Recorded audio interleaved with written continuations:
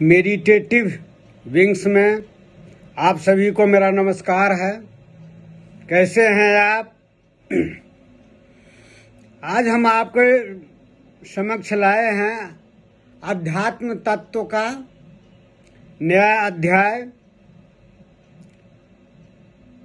Levels of body, शरीर का स्तर। तो आज हम आपके समक्ष अपने साधना के अनुभव को शेयर करेंगे। यह शरीर जो देख रहे हैं, मेरा और आप लोगों का, ये शरीर लग रहा है स्थूल शरीर है। ये शरीर ही है, लेकिन इस शरीर का 3 स्तर है। स्थूल शरीर, यह स्थूल शरीर, सूक्ष्म शरीर और कारण शरीर। इस स्थूल शरीर में ही सूक्ष्म शरीर और कारण शरीर जो है गुत्थम गुत्था है, एकदम मिश्रित है। आदमी जिंदगी भर यह नहीं समझ पाता है कि मैं शरीर से भी अलग कोई मेरा अस्तित्व है, मैं शरीर नहीं हूं। और जब आप सोते हैं, निद्रा की अवस्था में रहते हैं, तो स्थूल शरीर जो है, मन शांत हो जाता है, सुषुप्त अवस्था में चला जाता है, तो शरीर भी निद्रित हो जाता है। और उसके साथ साथ सूक्ष्म शरीर भी आपको कमोबेश निद्रित रहता है। लेकिन जो उसमें कारण शरीर है, वह हर हमेशा, वह किसी काल में जो है वह निद्रित नहीं रहता, वह सदा जागृत रहता है। आप सोए हों, वह कारण शरीर जो हमेशा जागृत रहता है। और परवर्ती जीवन का वही वाहक होता है कारण शरीर। और कारण शरीर होता है काला आकार का। तो मैं अपने साधना के अनुभव को, हम आपसे मुखातिब हो रहे हैं, ध्यान से सुनिएगा। जब शुरू में मेरी कुंडली शक्ति जागृत हुई, ब्रह्मांडीय शक्ति जो मूलाधार में जो अनिद्रित रहती है जन्म जन्मों से, जब वह साधना के प्रभाव से, भक्ति के प्रभाव से जो जागृत होती है, तब जो है वह ऊर्ध्वगमन करती है। या मैंने पिछले वीडियो में भी मैंने बताया है, तो मेरा कुंडली शक्ति जो जागृत हो गई थी, तो मैं शाम के समय भी ध्यानस्थ हो जाता था, कुंडली शक्ति ही ध्यान लगाती थी। उसके बाद जो है 9 बजे के बाद खाना खा करके 9 बजे हम सो गए। तो उस अवस्था में जो लगता था कुंडली शक्ति जो जागृत होती है, जब आप सो जाते हैं, शांत अवस्था में रहता है, तो वही कुंडली शक्ति उस अवस्था में ऊर्ध्वगति को, वह चक्र को भेदती है। वो तो उस समय में लगा, जो मेरा जो है मस्तक में जो है, जैसे लगता था जो मस्तक को फाड़ रहा है, दर्द होता था, हमें कष्ट भी होता था। लेकिन मैं फिर धीरे धीरे जो है मैं सो गया। और सोने के बाद जो है नींद लगी ही थी, और कि उसी समय में मैंने देखा जो मेरे शरीर से जो है सूक्ष्म शरीर अलग हो गया, और सूक्ष्म शरीर भी और कारण शरीर भी।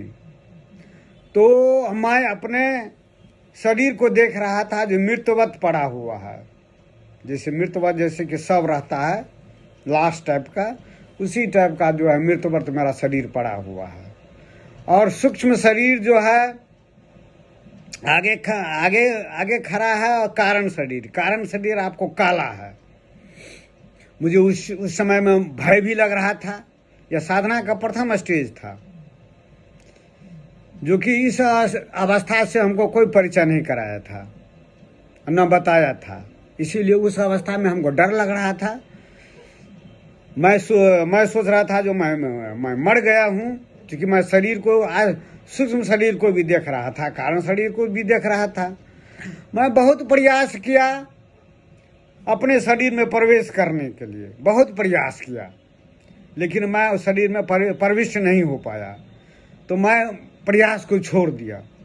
जब छोड़ दिया तो कुछ देर के बाद, कुछ समय के बाद, फिर वह सूक्ष्म शरीर और कारण शरीर मेरे शरीर में प्रविष्ट हो गया। तो साधक का, योगी का जो है, ये दृश्य जब उत्पन्न होता है तब उसको ये भान हो जाता है जो मैं शरीर नहीं हूँ, मैं शरीर में वास करता हूँ, शरीर मेरा बाह्य उपकरण है। तो योगी का जो है, ये जो है किताब पढ़ने से भी, शास्त्र पढ़ने से भी नहीं होता है, उसका विस्मरण नहीं होता है जो मैं शरीर नहीं हूँ। और भगवान भी आकर के खड़े होकर के बतावे, ब्रह्मा विष्णु महेश, तो भी आदमी का विस्मरण नहीं होता है जो मैं शरीर नहीं हूँ। जब तक कि वो साधक का जो अपना जो है अनुभूति नहीं होगी, तब तक उसको विश्वास नहीं होता है। और ये अनुभूति जो है वैयक्तिक होती है, सामूहिक नहीं होती है। गुरु भी आपको खाली बता सकते हैं जो ऐसा ऐसा होता है, लेकिन वो साधक को अपनी व्यक्तिगत अनुभूति है। निर्वाण आपको समूह, भीड़ को नहीं प्राप्त होता है। निर्वाण, सैल्वेशन आपको साधक को प्राप्त होता है, योगी को प्राप्त होता है, समूह को नहीं प्राप्त होता है। यह साधना, यह जो है व्यक्तिक अनुभूति की चीज है साधना।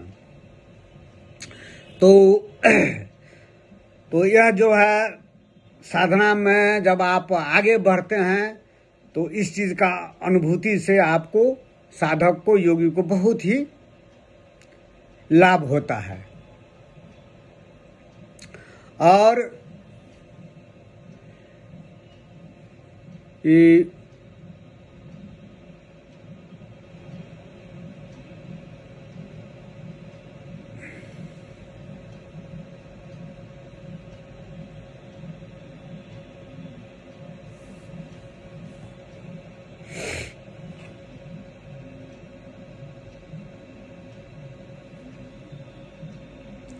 तो इस तरह से जो है मैंने जो है अपना जो है मृत्यु को भी जान लिया। जो साधक अपने जीवन पर्यंत में जो मृत्यु को, अपनी मृत्यु को देख लेता है, तो जीवन में कभी मृत्यु से उसको डर नहीं होता है। मृत्यु से उसको डर नहीं होता है। तो चूंकि वो मृत्यु को देख लिया है, वो परिचित हो गया है मृत्यु क्या है, तो जानता है जो शरीर के भी सवत होने पर मैं तो जीवित का जीवित हूँ, जीवित का जीवित हूँ। मैं तो मरा नहीं, शरीर मर गया, ये मृत्युवत हो गया, सबवत हो गया, लेकिन मैं तो खड़ा हूँ, मेरी तो मृत्यु होती ही नहीं है। इसीलिए भगवान श्री कृष्ण ने गीता में कहा,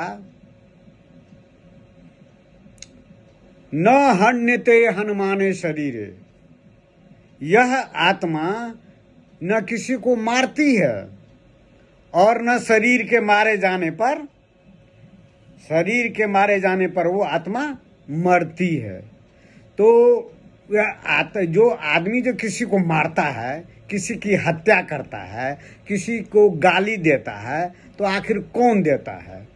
देता है वही मन देता है, बहिर्मुखी मन जो अंतर्मुखी नहीं हुआ, वही बहिर्मुखी मन जो है किसी की हत्या करता है। हत्या किसे करवाता है? जो अपना शरीर, जो यंत्र है, मन का यंत्र कौन हो गया? शरीर हो गया, इंद्रिय हो गया। मन का उपकरण है, इंद्रिय है। इंद्रिय पर शासन किसका चलता है? मन का चलता है। अब मन अगर को आप नहीं साधते हैं तो उच्छृंखल आता है, उस पर तो कोई नियंत्रण नहीं रहता है। तो वही मन जो है किसी की हत्या करता। आत्मा किसी की हत्या नहीं करती है।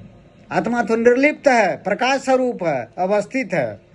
यह मन को भी शक्ति प्रदान करता है और सांस को भी शक्ति प्रदान करता है। ये तो अचल है, अडोल है, प्रकाश स्वरूप है आत्मा यहाँ पर। जब तक इस आत्मा को अपने शरीर में साधना के बल से नहीं आत्म साक्षात्कार कीजिएगा, तो जो आत्मा जो लोग कहते हैं, शास्त्र पढ़ लेते हैं, कितना भी अष्टावक्र गीता पढ़िएगा, वेद पढ़िएगा, उपनिषद पढ़िएगा, पुराण को पढ़िएगा, वो आत्मा के बारे में कुछ समझ में नहीं आएगा।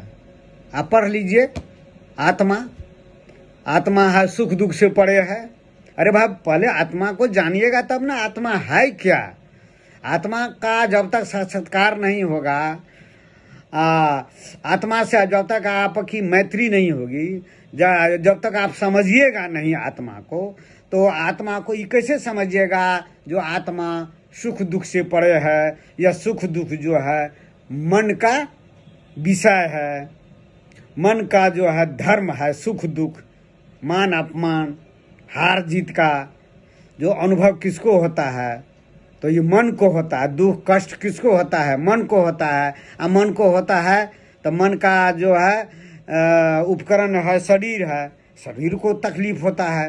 कोई आपको कोई गाली दे दे तो तकलीफ किसको होता है। गाली आपको कोई दे दे तो आपको मन को दुख होता है, जो इस आदमी ने हमको गाली दिया, और उसको झेलना पड़ता है किसको, उसका जो उपकरण है शरीर। आत्मा को इससे कोई मतलब नहीं है। आत्मा, ये शरीर मन किसको मारता है, किसी की हत्या करता है, किसी को गाली देता है, इस आत्मा को कोई मतलब नहीं है। लेकिन ये कब, जब तक आप इससे परिचित नहीं होइएगा। आत्मा से पढ़ करके नहीं समझ सकते हैं अष्टावक्र गीता को, पढ़ करके वेद को नहीं समझ सकते हैं, पुराण को नहीं समझ सकते हैं, उपनिषद को नहीं समझ सकते हैं, कुछ भी आपको समझ में नहीं आएगा। मन को भी नहीं समझ में आएगा, जो मन जो है क्या, यह सांस जो चल रही है वो है क्या, अहम है कौन। जैसे इस शरीर का जो वस्त्र कौन है, शरीर का वस्त्र जो हम कपड़ा पहने हुए हैं, आप कपड़ा पहने हुए हैं, यह शरीर का वस्त्र है।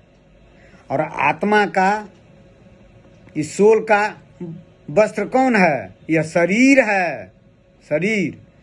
और जब आदमी मरते हैं अब फिर पुनर्जन्म लेते हैं, तो यही आत्मा जो है नया नया शरीर धारण करते हैं, नया नया शरीर धारण करते हैं, नया नया रूप में, नया नया नाम में वह शरीर धारण करते हैं। और यह शरीर नया नया वस्त्र पहनते हैं। तो जब आप अपने बॉडी को समझ जाइएगा, जैसे मैंने बताया है, लेवल ऑफ बॉडी का स्ट्रक्चर, तब आप अपने को समझ पाइएगा, बॉडी को, स्तर को। यही बात मैंने योग साधना के वीडियो को आप देखिएगा। योग साधना सूक्ष्म शरीर की ही साधना है। सूक्ष्म शरीर हमारे शरीर में गुत्थम गुत्था है। आप अपने को जीवन पर्यंत शरीर ही मानते हैं, खाते हैं, पीते हैं, बढ़िया बढ़िया कपड़ा पहनते हैं, बढ़िया बढ़िया एरोप्लेन से घूमते हैं, जगह जगह मॉल में घूमते हैं, तीर्थाटन करते हैं, देश विदेश की यात्रा करते हैं, सब जगह चले जाते हैं, सब जगह पूरे देश विदेश में लोग कहते हैं मैं जापान गया, इंग्लैंड गया, मैं जो है स्विट्जरलैंड गया, मैं अमेरिका गया, सब जगह जो लक्षद्वीप घूमा, मैंने सब जगह घूमा। लेकिन हम अपने शरीर को ही नहीं घूमे हैं, अपने शरीर में ही प्रवेश नहीं किए हैं, हम अपने आप को जाने ही नहीं हैं जो मैं कौन हूँ। जब आप इसको जान जाइएगा, मैं कौन हूँ, मैं कौन हूँ, तो अपने आप मस्त रहिएगा। उसमें इतनी नशा है आत्मा में, परमात्मा में। इसी आत्मा से, परमात्मा से सबकी सृष्टि हुई है, पूरे ब्रह्मांड की सृष्टि हुई है। इसमें इतना नशा है कि आदमी दो आदमी को देख करके हंसता है ना, जुआ भी खेलता है, दो आदमी जुआ खेलता है। कुछ भी काम कीजिए, आनंद मनाइए, बर्थडे मनाइए, कहीं घूमिए, मैरिज एनिवर्सरी को सेलिब्रेट कीजिए। आदमियों की जरूरत पड़ेगी, खुशी के लिए दुखी के लिए 2 आदमी की जरूरत है। लेकिन अपने को जानने के लिए स्वयं में ही स्वयं द्वारा जो है स्वयं का अनुसंधान करना पड़ता है। स्वयं द्वारा स्वयं में ही स्वयं के द्वारा ही स्वयं का अनुसंधान करना पड़ता है, खोज करना पड़ता है अकेले। इसमें 2 की जरूरत नहीं है।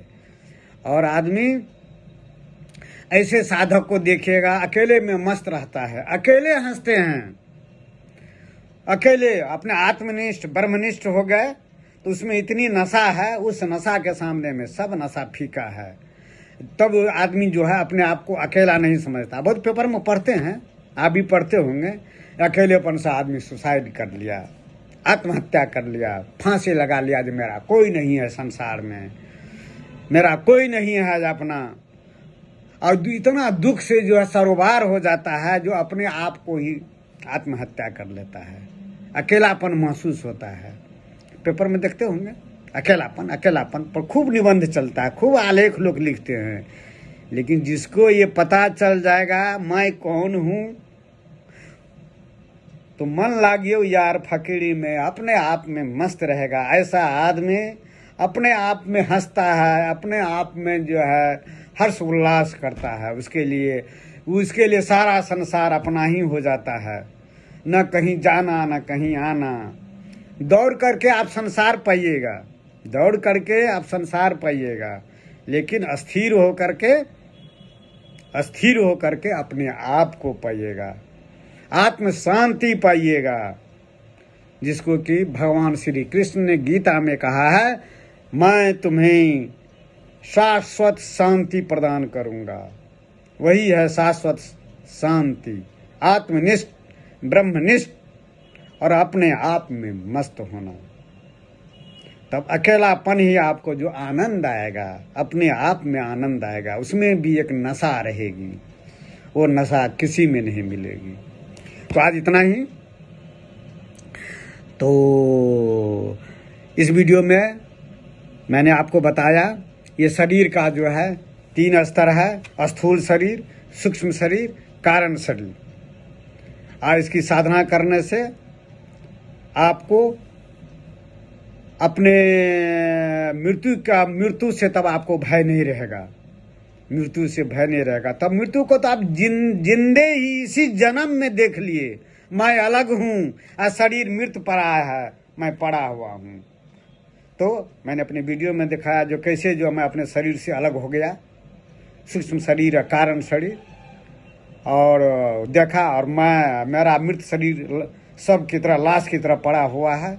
मैं तो जिंदा था, मैं मरा कहाँ था। तो आज इतना ही।